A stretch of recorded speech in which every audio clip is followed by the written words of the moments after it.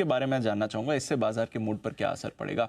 काफी टाइम से सभी की तरफ से संकेत भी आ रहे थे, बाकी रेगुलेटरी एजेंसी, सरकार भी बोल रही थी कि एफएनओ ट्रेडिंग पर कुछ कर्ब्स, रिस्ट्रिक्शंस आ सकते हैं। कल ये जो 7 कदम अनाउंस करे हैं सेबी ने, इसको कैसे समझना चाहिए एंड ऑफ कोर्स इसका क्या इम्पैक्ट रहेगा सर? पहले तो मैं बता दूं कि सेबी ने एग्जैक्टली क्या कहा है। अपना एक कंसल्टेशन पेपर जारी किया है, उसमें उन्होंने कुछ प्रस्ताव रखे हैं। इन प्रस्तावों में सेबी का ये कहना है कि ये प्रस्ताव पढ़िए, समझिए, आप अपने सुझाव दीजिए और उसके बाद इसे हम ड्राफ्ट से पक्के नियमों के तौर पर इसे बनाएंगे। तो अभी ये नियम नहीं बने, ये खाली प्रस्ताव है। प्रस्ताव क्या है? प्रस्ताव जो मैंने प्रस्ताव क्रम में नहीं रखकर इम्पोर्टेंस के हिसाब से रखे हैं। पहला, इस वक्त आमतौर पर कॉन्ट्रैक्ट साइज 10 लाख के आसपास की होती है, ठीक है ना। ये प्रस्ताव, पहले मैं बता दूं, ध्यान रहे, ये प्रस्ताव सिर्फ और सिर्फ इंडेक्स फ्यूचर्स के लिए और इंडेक्स ऑप्शंस के लिए, स्टॉक्स के लिए नहीं, इंडेक्स के लिए लिखा है। यानी इंडेक्स मतलब आपके सारे index, Nifty, bank Nifty, mid cap Nifty, इधर आपका सेंसेक्स, बैंकेक्स, वॉट एवर है ना, ये फिन निफ्टी, ये सारे तो इंडेक्स पर है ये पूरा, न कि स्टॉक्स पर। 10 लाख से कॉन्ट्रैक्ट साइज बढ़ाकर 15 से 20 लाख पे लेके जाए और उसके बाद कुछ महीनों में इसे 30 लाख तक ले जाया। यानी कि एक कॉन्ट्रैक्ट खरीदने के लिए 30 लाख की वैल्यू होनी चाहिए ऑन एन एवरेज। यानी कि फिर आप 30 लाख की अगर है और समझिए किसी स्टॉक में मार्जिन 25% है, तो आपको 7-8 लाख रुपए के मार्जिन देने होंगे। तो इसका मतलब क्लियर कट है कि आप आसानी से खरीद नहीं पाएंगे। या इंडेक्स में समझिए मार्जिन 8-10% की होते हैं, तो भी आपको मिनिमम 3 लाख रुपए के आसपास का मार्जिन, 2 से 3 लाख रुपए का मार्जिन देना होगा, जो आजकल कम होता है। ठीक है, पहली चीज़, ताकि साइज बढ़ा दो तो अपना पार्टिसिपेशन कम हो जाए।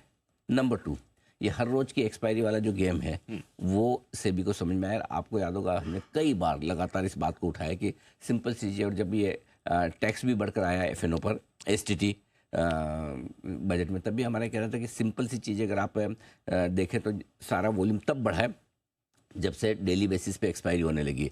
जो वीकली एक्सपायरी होने लगी उसके बाद वॉल्यूम्स बढ़े। तो अगर आप वीकली एक्सपायरी बंद कर दें तो वैसे वॉल्यूम्स आपके काफ़ी कुछ कम हो जाएंगे, सट्टा कम हो जाएगा। तो सेबी ने इस चीज़ को समझाया जाना है और इस पर प्रस्ताव दिया कि ये सारी वीकली एक्सपायरी करो बंद।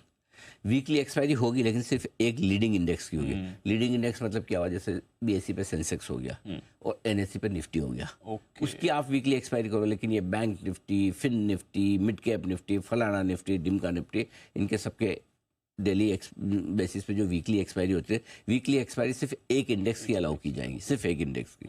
तो उन्होंने थोड़ी राहत एक्सचेंजेस को भी दिए, लेकिन साथ ही वीकली एक्सपायरी की वजह से जो ये वॉल्यूम्स हो रहे थे, वो ऑप्शन खरीदने पर अभी तक अपफ्रंट मार्जिन नहीं लगा। पहले पैसे देके ऑप्शन खरीदने की जरूरत नहीं, आप एंड ऑफ डे भी दे सकते थे। अब ठीक, जैसे अपफ्रंट मार्जिन फ्यूचर्स में रखते हैं और ये ऑप्शन बायर के लिए था जी, ऑप्शन सेलर को तो अपफ्रंट मार्जिन देना ही पड़ता था, लेकिन ऑप्शन बायर को पहले प्रीमियम, क्योंकि प्रीमियम लिमिटेड होती है ना, रिस्क कम है, लेकिन उन्होंने कहा नहीं, अब आपको ऑप्शन खरीदना है तब भी पहले पैसा रखिए, उसके बाद खरीदिए। यानी कि जो लोग सोचते थे ना, सुबह लिया दोपहर में बेच देंगे, जो हार जीत होगी उसी का पैसा देना है, या दोपहर में 2-2:30 बजे लेंगे 3:30 बजे तक के लिए, हार जीत हुई उतना ही पैसा देना है, मार्जिन देने की जरूरत नहीं, वो हो गया खत्म। तो अपने आप अब आपको पैसा रख के ही ट्रेड करना पड़ेगा। चौथी चीज, एक्सपायरी पर कैलेंडर बेनिफिट मिलता था। इस एक्सपायरी से आप अगले एक्सपायरी में अपनी पोजीशन शिफ्ट करते हैं, तो वो कैलेंडर बेनिफिट जो मिलता था अब वो खत्म, कि इसमें खरीद के अगले में बेच रहे, अगले में, तो वो जो लीवरेज हो रही थी इनडायरेक्टली वो बंद। मार्जिन्स में बढ़ोतरी होगी जैसे जैसे आप एक्सपायरी के नज़दीक पहुंचेंगे। एक्सपायरी के ठीक एक दिन पहले और एक्सपायरी के दिन मार्जिन आपका सर्टेन परसेंटेज में बढ़ता दिखेगा। उसकी कैलकुलेशन 3% से लेकर अलग अलग है, वो मैं उसमें नहीं जा रहा, मैं आपको ब्रॉडली बता रहा हूँ। अभी तक का स्ट्राइक प्राइस है वो ऑटोमेटिकली खुलती रहती थी। अब ये स्ट्राइक प्राइस मैक्सिमम 50 होगी, 50 से ज़्यादा स्ट्राइक प्राइस एनी टाइम, क्योंकि उसका रीज़न ये है कि जितनी out of the money strike price होती है दूर की, उसमें लिक्विडिटी तो हो जाती है कम। Correct sir. और फिर इसमें ऑप्शन अनाप शनाप, कई बार बोलते हैं अरे ये 20 रुपये वाला ऑप्शन 500 बिक गया, जो वायर सेलर गायब हो जाते हैं, तो आप अपनी पोजीशन काटो कैसे। तो सेबी ने इस चीज़ को समझा रखा कि 50 स्ट्राइक प्राइस ही खुली रखेंगे, इससे ज़्यादा नहीं रखेंगे, ताकि आपके इलिक्विड ऑप्शंस में जो एक तो प्राइस मूवमेंट अनाप शनाप होता था, कई लोग उसका गलत फ़ायदा उठाते थे, उस पर लगाम लग जाएगी। और अब पोजीशंस की इंट्राडे मॉनिटरिंग ज़्यादा क्लोजली शुरू की जाएगी, जिससे कि दिन के दौरान ही अगर कहीं पोजीशंस एबनॉर्मल बन रही हो, मार्जिन रिक्वायरमेंट आ रही हो, तो उस पर फोकस किया जाए। तो ये 7 प्रस्ताव सेबी ने रखे हैं वायदा कारोबार में रिटेल ट्रेडर्स की पार्टिसिपेशन को, उनके ट्रेड को कम करने के लिए। ये 7 प्रस्तावों को समझ लीजिए। ये साथ के साथ इम्प्लीमेंट होते हुए दिखते हैं अनिल जी, या फिर कुछ चेंजेस के साथ? ब्रॉडली हो जाएंगे।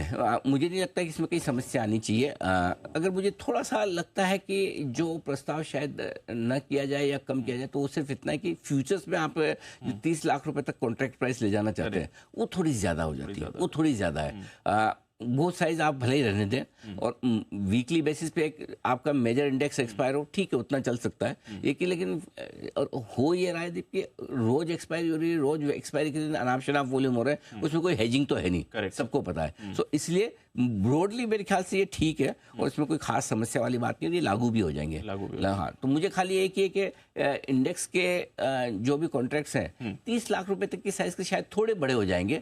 वो थोड़े छोटे हो तो बेहतर, 10 लाख से 15 लाख कर लें, फिर देखें वाकई में ज़रूरत है क्या बढ़ाने की। और हो सकता है ये सब करने से ही अगर सट्टा काबू में आ जाए तो फिर शायद जरूरत ना पड़े, क्योंकि इंडेक्स और स्पेशली जो आपका लीडिंग इंडेक्स है वो तो हेजिंग के काम में आता ही है। बाकी सब में तो आपको पता है कि खेलो इंडिया खेलो है, तो इसलिए वहां पर साइज बढ़ाने में को लेकर मैं थोड़ा सा, क्योंकि क्या होगा दीप, साइज बढ़ेगी कॉन्ट्रैक्ट की, तो ये कॉन्ट्रैक्ट की साइज सिर्फ फ्यूचर्स में नहीं बढ़ेगी, ऑप्शंस में भी बढ़ेगी। Exactly, correct. तो इसका इफेक्ट दोनों जगह होगा। इसके अलावा मुझे लगता है बाकी सब ठीक है, कोई दिक्कत नहीं। तो ये खेलो इंडिया खेलो को थोड़ा रोकने के लिए ये कदम उठाए गए हैं? हाँ, ऑफ कोर्स, रिटेल की इतनी अनाप शनाप ट्रेडिंग हो रही है ऑप्शंस में, आप देखिए भयंकर वॉल्यूम है, वीकली एक्सपायरी के दिन इतना सट्टा हो रहा है जिसका कोई हिसाब किताब नहीं है।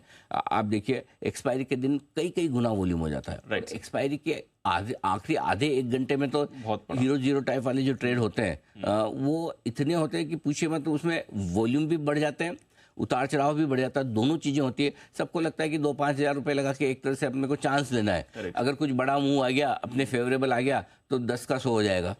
वैसा वाला हाल है, और इसमें रिटेल इन्वेस्टर बड़ा पैसा कमा रहे हैं। कल खुद से भी चीफ ने कहा कि 50 से 60 हज़ार करोड़ रिटेल इन्वेस्टर्स वायदा कारोबार में इस तरह का ट्रेड करके गंवा रहे हैं, ट्रेडिंग करके गंवा रहे हैं। वॉल्यूम्स आप देखिए, जो पहले कैश मार्केट का 2018-19 में 20 गुना वॉल्यूम होता था वायदा कारोबार, 400 गुना वॉल्यूम। हिंदुस्तान दुनिया का सबसे बड़ा एफएनओ मार्केट हो गया। नो डाउट दुनिया में सबसे ज़्यादा कहने के लिए पॉपुलेशन हमारी ज़्यादा है, लेकिन हमारे पास अभी भी उतने ले देखिए तो 17-18 करोड़ ही डीमैट अकाउंट है। करेक्ट। लोग उतने नहीं कि आप इस तरह का वॉल्यूम हो। करेक्ट। और हमारे मैच्योर्ड मार्केट नहीं है। कहीं ना कहीं ये जो 2020 के बाद, कोविड के बाद जो रिटेल मार्केट में आया है, उस रिटेल को कहीं ना कहीं ये गलत फहमी हो गई कि ऑप्शंस में ट्रेड करके बड़ा पैसा बनाया जा सकता है, वेल्थ यहीं बनती है। वही वाली बात है ना, सबसे आसान, नौकरी छोड़ो, एफडी तोड़ो, सोना बेचो, उधार लो, ट्रेड करो। ये जो लाइन है ना, ये बहुत खतरनाक है। इसलिए मेरे को लगता है कि सेबी की तरफ से बड़ा एक्शन ये कंसल्टेशन पेपर के तौर पर आया है। और वो आपकी दूसरी भी लाइन है ना, आसान पैसा बनाएगा सबसे मुश्किल तरीका जो है। आसान और जल्दी पैसा, बिना मेहनत के पैसा बनाने का सबसे मुश्किल रास्ता स्टॉक मार्केट की ट्रेडिंग है। तो चलिए